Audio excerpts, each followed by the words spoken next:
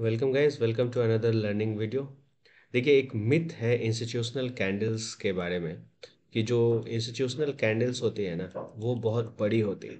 और अगर आप बड़े मूव्स को कैप्चर करना पड़ चाहते हो तो आप है सो बड़ी कैंडल ले लो, और उस लेवल से आपको एक बहुत अच्छी मूवमेंट अप या डाउन साइड आएगी।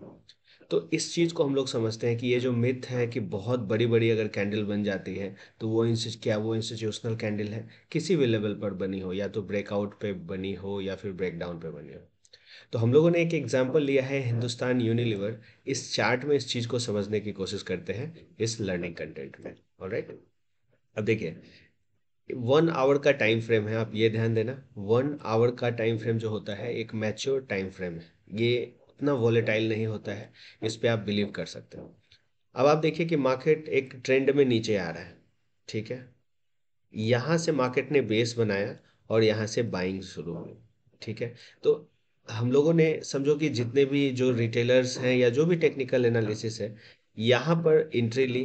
कुछ लोगों ने क्या किया, सेम यहाँ पर इस तरह से आप ब्रेकआउट ले लो, इसका रीटेस्ट हुआ, बाइंग यहाँ पे हो गई। ऑलराइट, चलिए हम लोग इसको अब देखते हैं कि जो भी स्विंग ट्रेडर्स हैं उनका एसएल कहाँ पर होगा। उनका एसएल इस एरिया में होगा। अब क्या ये एसएल हिट होता है, इसको हम लोग आगे देखते हैं। देखिए, अब इस लेवल पर अगर आप देखें, जिन्होंने बाइंग किया उनके एसएल यहाँ पर होंगे। अब मार्केट इसके बाद तो एग्रेसिवली यहाँ से ट्रेंड को रिवर्स करके ऊपर जाना चाहिए था और ये एसएल हिट नहीं होना चाहिए।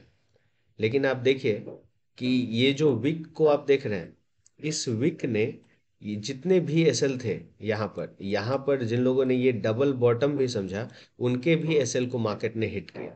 तो हम लोग सिर्फ ये नहीं कह सकते कि एक बड़ी कैंडल अगर सपोर्ट पे बन रही हो या रेसिस्टेंस पे बन रही हो तो वो उससे रैली आ जाएगी, या फिर वो एक इंस्टीट्यूशनल कैंडल है। ऐसे हम लोग इस चीज़ों को नहीं कर सकते। इसमें थोड़े और एग्जांपल्स हम लोग देखते हैं। देखिए चार्ट आगे की तरफ चलते हैं। हाँ, अब हम लोग इस जगह देखते हैं। एक बहुत ही अच्छा सपोर्ट है।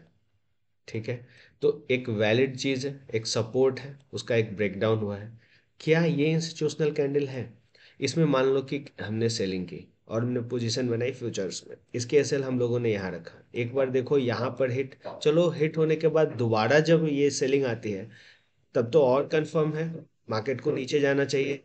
लेकिन आप देखो आगे क्या होता है, अपवर्ड मूवमेंट। ऐसा क्यों हो रहा है? देखिए, कोई भी चीजें काम क्यों नहीं कर रही।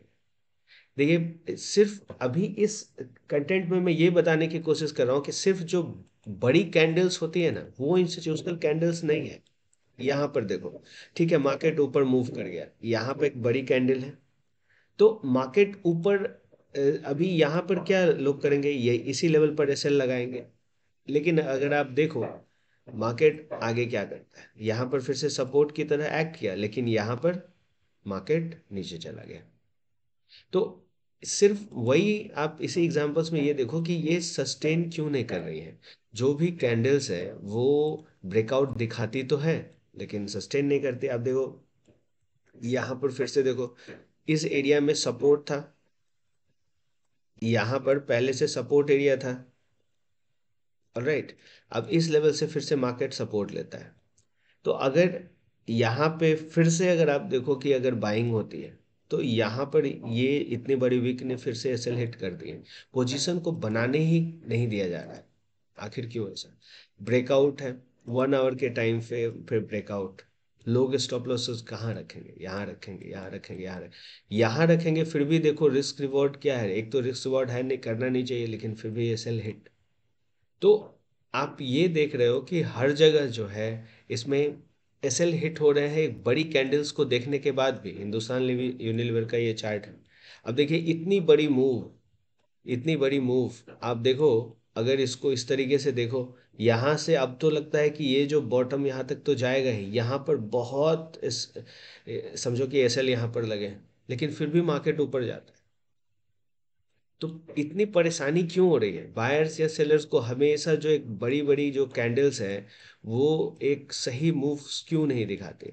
सेम वही चीज़ आप यहाँ पर देखो कि इस लेवल पर यहाँ पर सेलिंग हुई, लोगों ने स्टॉप लॉसेस यहाँ लगाए, कुछ लोगों ने यहाँ लगाए, कुछ लोगों ने स्विंग के ऊपर लगाए, सबके सेल हिट। तो हर बारी अगर ऐसी चीज़ें होती हैं तो आपको ये समझना होगा कि सिर्फ कैंडल्स को देख के आप ये जज नहीं कर सकते कि मार्केट में किस तरीके की मूवमेंट होगी, या फिर जो इंस्टीट्यूशनल मूवमेंट है सिर्फ एक बड़ी कैंडल ही इंस्टीट्यूशनल मूव देती है। देखिए, ये जो पूरी सीरीज है उसमें मैं यही चाहूँगा कि आपके जो भी, अगर आप वीडियो देखते हो तो आपके मन में डाउट्स आने चाहिए। देखिए, आप बिगनर हो फिर भी कोई बात नहीं है, आपके पास अगर डाउट आते हैं आप क्वेश्चन पूछो कि आखिर क्यों, अगर आप इस पे सोचोगे। क्योंकि देखिए, मार्केट जो इंस्टीट्यूशनल चीज़ें हैं ना, सबसे पहले बुक्स में हर एक टेक्निकल एनालिसिस में ये सारी चीज़ें सिखाई जाती हैं, सारे बुक्स में कि पूरे वर्ल्ड में इस तरह से ट्रेडिंग होती है हर जगह। जैसे आप कहोगे कि ठीक है यहाँ तो सर काम किया, अब ये काम किया, लेकिन ओवरऑल अगर आप देखोगे, ओवरऑल, और एक चीज़ क्या है, इससे पहले पहले की जो वीडियो है उसमें मैंने यही बताया कि कैसे पैटर्न ट्रेडिंग, जैसे ये जो ट्रेडिंग हुई ना, ये पैटर्न ट्रेडिंग कहलाएगी। पैटर्न को देख के देखिए, तो आप ट्रेड करोगे तो नुकसान में पहुंचोगे। कोई भी इंस्टीट्यूशनल कैंडल का एक मिथ है, मैं कई सारे मेल्स में मुझे मिले जिसमें इंस्टीट्यूशंस के बारे में उनका कहना है कि बड़ी बड़ी कैंडल्स हो। देखिए, ये कहाँ हो, जैसे वेयर की बहुत इंपॉर्टेंस है, ठीक है। जब आप क्वेश्चन पूछते हैं वेयर, ये बहुत बड़ी चीज़ है, और हाउ।